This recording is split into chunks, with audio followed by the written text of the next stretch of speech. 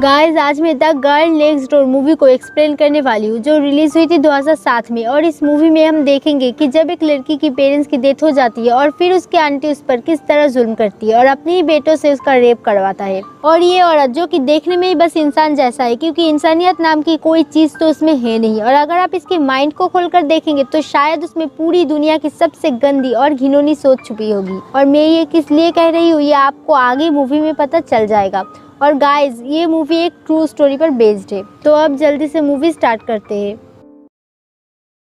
Movie के starting में हमें डेविड नाम के एक आदमी दिखाया जाता है, जो कि अपने रास्ते से जा रहा था और उसके पास से एक बूढ़ा लाचार आदमी गुजरता है। तभी अचानक एक कार आकर उसे हिट करके वहां से निकल जाती है। उसके बाद डेविड खुद उस आदमी को सीपीआर देकर बचा लेता है और फिर एक एम्बुलेंस आकर उसे लेकर वहां से चली जाती है। अब डेविड ये सोचता है कि काश वो कार उसे हिट कर देती, क्योंकि उसने उसकी लाइफ में उससे भी बदतर कुछ देखा होगा। और फिर घर आकर डेविड एक पेंटिंग देखता है और हमें फ्लैशबैक दिखाया जाता है। बचपन में उसे एक मेग नाम की लड़की से मुलाकात हुई थी और फिर वो उससे कुछ बातें कर रहा था। तभी अचानक डेविड को उसके हाथों पे एक निशान दिखता है और वो उस निशान के बारे में मेग से पूछता है। और इस पर मेग कहती है कि बचपन में मेरे पेरेंट्स के एक एक्सीडेंट में डेथ हो गई थी और मुझे भी उस एक्सीडेंट में कई चोट आई थी और उनमें से ही ये भी एक चोट का निशान है। और इसी के साथ मेग डेविड को अपनी अपाहिज बहन के बारे में भी बताती है और ये बताकर ही मेग वहाँ से जाने लगती है। और तभी डेविड उससे पूछता है कि तुम कहाँ जा रही हो। और इसी पर मेग कहती है कि मैं अपनी आंटी सैंड्रेला के घर में रहने आई हूँ। और इसी पर डेविड कहता है कि फिर तो हम पड़ोसी हुए। और फिर उसके बाद मेग वहाँ से चली जाती है। और फिर हम देखते हैं कि डेविड अपना सारा वक्त मिसेस सैंड्रेला के ही घर में बिताता है, क्योंकि मिसेस सैंड्रेला की तीनों बच्चे डेविड के भी अच्छे दोस्त थे। और फिर इसके बाद डेविड डॉनी के साथ होता है। डॉनी मिसेस सैंड्रेला का ही बेटा है और मेग का कजन भी। और फिर डेविड डॉनी से मेग के बारे में पूछता है तो डॉनी बताता है कि मेग और उसकी सिस्टर सुजन अब हमारे साथ ही रहेंगे। और फिर इसके बाद ये दोनों कुछ और दोस्तों के साथ मिलकर एक गेम खेलते हैं और इस गेम में लड़की की आंखों में पट्टी बांधी जाती है और फिर भी वो लड़की गेम हार जाती है। और फिर इसके बाद गेम की शर्त के हिसाब से उस लड़की से सब लोग गंदे गंदे सवाल पूछता है और फिर एक सांप से उसे डरा भी देते हैं। अब रात को डेविड मेग से मिलता है तो मेग बताती है कि मेरी आंटी मुझे और मेरी सिस्टर को खास पसंद नहीं करती और काफी स्ट्रिक्ट भी रहती है। और फिर एक दिन मिसेस रूथ सभी को बताती है कि जब मैं तुम्हारी उम्र की थी तो गार्नियल में सभी लड़कियों का डांस देखा करती थी जो अपनी स्कर्ट उठाकर डांस करती थी। और फिर ये सब मिसेस रूथ अपने बच्चों को इस तरह बता रही थी जैसे कि वो उनकी माँ नहीं बल्कि दोस्त हो। और फिर इतना ही नहीं, वो अपने बच्चों को हर तरह से बोलने, खाने, बियर तक खाने में नहीं रोकती और वो खुद सभी को बियर पीने के लिए देती थी। और फिर इसके बाद रूथ अपने लड़कों को लेकर गार्नियल जाती है और मेग को घर पर ही रहने के लिए बोलती है। उसके बाद रात को सभी कैंप पर होते हैं और आपस में गंदे गंदे बातें कर रहे थे और इसी बीच उन्हें ख्याल आता है मेग का। और फिर ये लोग मेग को देखने के लिए पेड़ पर चढ़ जाते हैं। और फिर अगले दिन रूथ सभी को पेड़ों पर लगे जाल को साफ करने के लिए बोलती है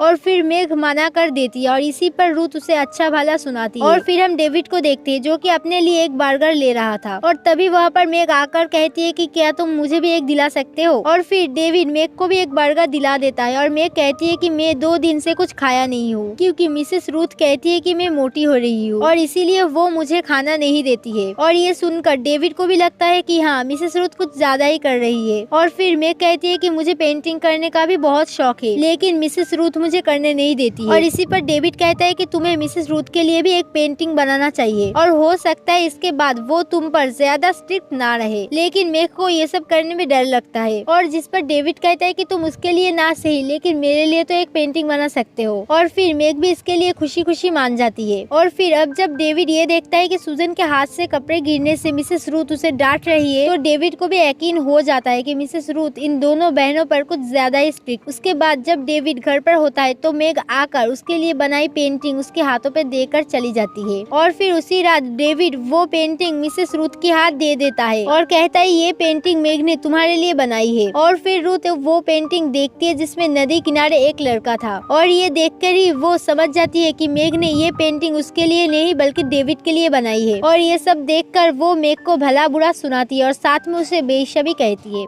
और फिर रात को रूथ मेग और सुजन पर चिल्लाती है और उन्हें गाली भी देती है और ये सब कुछ डेविड विंडो से देख रहा था। अगले दिन जब डेविड रूथ के घर आता है तब देखता है कि मेग और उसकी कजिन खेल रहा है, पर राल से उसकी चेस्ट पकड़ लेता है और मेग उसे थप्पड़ मार देती है और उसके बाद वो वहाँ से चली जाती है। और जब रूथ वहाँ आती है तब विली और डॉनी अपनी माँ से शिकायत करते हैं कि मेग ने रेल्सी को मारा। इसके बाद रूथ क्लोजेट में छुपी रेल्सी को निकालती है और कहती है कि तुमने मेग को रोका क्यों नहीं, और जिस पर सूजन कहती है कि गलती रेल्सी की ही थी। और ये सुनकर रूथ को और भी गुस्सा आ जाती है और वो कहती है कि मेग की गलती की सजा अब तुम्हें मिलेगी क्योंकि तुम उसकी बहन हो। और ये कह के वो सूजन को पीटने लगती है और तभी मेग वहाँ आ जाती है, लेकिन विली और डॉनी उसे पकड़ लेते हैं। और डेविड बेचारा ये सब चुपचाप देख रहा था। और अब मेग अपनी कंडीशन एक पुलिस वालों से बयां कर देती है और बिली ये देख लेता है और आकर उसे एक थप्पड़ मारता है। और सूजन भी उसे दोबारा ऐसा ना करने के लिए बोलती है। और इसके बाद हम डेविड को उसकी फैमिली के साथ देखते हैं, जहाँ पर डेविड उसकी फैमिली से रूथ के घर सोने के लिए परमिशन मांगता है, पर उसकी मॉम मना कर देती है, लेकिन उसकी डैड परमिशन दे देता है। उसके बाद जब डेविड रूथ के घर आता है तब देखता है कि उन्होंने मेग को रस्सी से लटकाया हुआ है और उसके पैरों तले कुछ बुक्स थी जो वो लोग एक एक करके हटा रहा था, जिससे कि मेग को बहुत दर्द हो रहा था।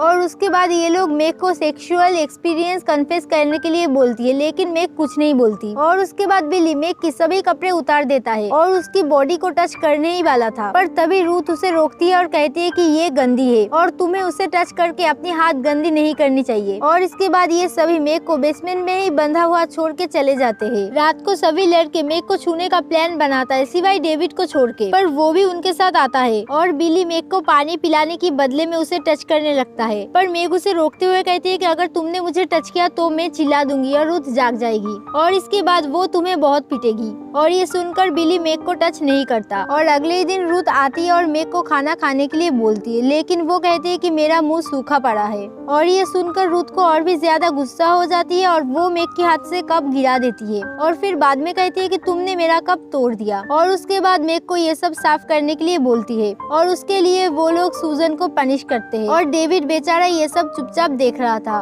और अगले दिन डेविड अपने पिता के पास जाता है और उससे सवाल करता है क्या औरत पर हाथ उठाना सही है, और इस पर उसका पिता कहता है कि नहीं, पर कभी कभी सिचुएशन ऐसा हो जाता है कि हमें हाथ उठाना पड़ता है। और इसके बाद डेविड समझ जाता है कि मिसेस रूथ मेग के साथ जो कुछ कर रही है वो सही नहीं है। और उसके बाद डेविड मेग से मिलने की बहुत कोशिश करता है, लेकिन कोई ना कोई बेसमेंट में उसके पास होता था। और फिर एक बार डेविड अपना मन हल्का करने के लिए ये सारी कहानी अपनी माँ को सुनाता है, लेकिन उसकी माँ सो रही थी। और अब डेविड बेसमेंट में जाता है और रूथ से कहता है कि ऊपर एक ऑफिसर आया है और तुम्हें जाकर उसे देखना चाहिए। और वो कहता है कि मैं मेग पर नजर रख लूंगा। और फिर रूथ ऊपर आ जाती है, जहाँ ऑफिसर कहता है कि दोनों लड़कियां रूथ और सूजन कहाँ है, और जिस पर रूथ कहती है कि वो दोनों बिल्कुल ठीक है और इस वक्त शॉपिंग के लिए गए हैं। और फिर वो ऑफिसर थोड़ी देर ताका झाकी पूछताछ के बाद वहाँ से चले जाते हैं। और फिर नीचे डेविड मेग से कहता है कि मैं रात को दरवाजा खुला छोड़ दूंगा। और उसके बाद वो मेग को एक चाकू देता है और कुछ पैसे भी, पर मेग मना कर देती है और बोलती है कि तुम इन पैसों को बड़े पत्थर के नीचे रख देना। और उसके बाद डेविड उन्हीं पैसों को उसी पत्थर के नीचे रख देता है। और अगले दिन डेविड फिर से रूथ के घर आता है, जहाँ रूथ अपनी बड़े बेटे बिली से मेग का रेप करवाता है और आसपास के बच्चे भी ये सब देख रहे थे। और रूथ बताती है कि कल रात उसने भागने की कोशिश की थी और इसीलिए उसे सजा मिल रही है और किसी ने दरवाजा भी खुला छोड़ रखा था। और रूथ डेविड को भी रेप करने के लिए बोलती है, लेकिन डेविड मना कर देता है। और उसके बाद रूथ मेग की बॉडी पर गंदे वर्ड लिख देती है और इतना ही नहीं, वो मेग की प्राइवेट पार्ट को भी जलाने लगती है। और अब डेविड से ये सब देखा नहीं जाता तो वो भागने की कोशिश करता है, पर रूथ के बच्चे उसे पकड़ लेता है और मेग के ऊपर हो रही टॉर्चर को उसे जबरदस्ती देखने के लिए बोलता है, और जिससे कि डेविड बेहोश हो जाता है। और उसके बाद जब डेविड को होश आता है तो वो बंधा हुआ था और वो किसी तरह अपने आप को खोल के मेग और सूजन के पास आता है, और जहाँ सूजन उसे लास्ट नाइट के बारे में बताती है कि मेग ने भागने की कोशिश की थी पर वो मेरे चक्कर में पकड़ी गई। अब असल में मेग का प्लान अकेले ही भागने का था, पर फिर वो सूजन को भी लेने आई थी, पर रूथ सूजन को गंदी तरीकों से टच कर रही थी और इसीलिए जब मेग सूजन को लेने गई तो वो पकड़ी गई। अब डेविड के पास ही मेग पड़ी थी जो बिल्कुल अधमरी हालत में थी। तो अब डेविड ये सब और सहन नहीं कर पाता तो वो भागने का प्लान बनाता है और बेसमेंट में आग लगा देती है, जिससे कि बेसमेंट में धुआं हो जाती है। और जैसे ही रूथ नीचे आता है डेविड सूजन की स्टिक से उसे मार के बेहोश कर देता है और फिर बिली भी आकर उसे बहुत पीटता है।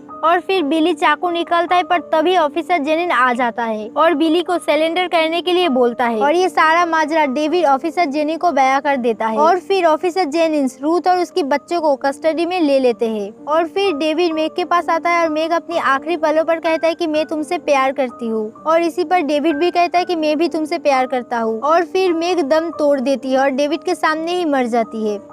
और अब प्रेजेंट में डेविड उसी नदी किनारे बैठा था जहाँ वो पहली बार मैग से मिली थी और डेविड मैग को याद करता है और यहीं पर ये मूवी एंड हो जाती है। और ये थी डेविड की लाइफ की वो कहानी जो वो कभी नहीं भुला पाया क्योंकि मैग उसका पहला प्यार था।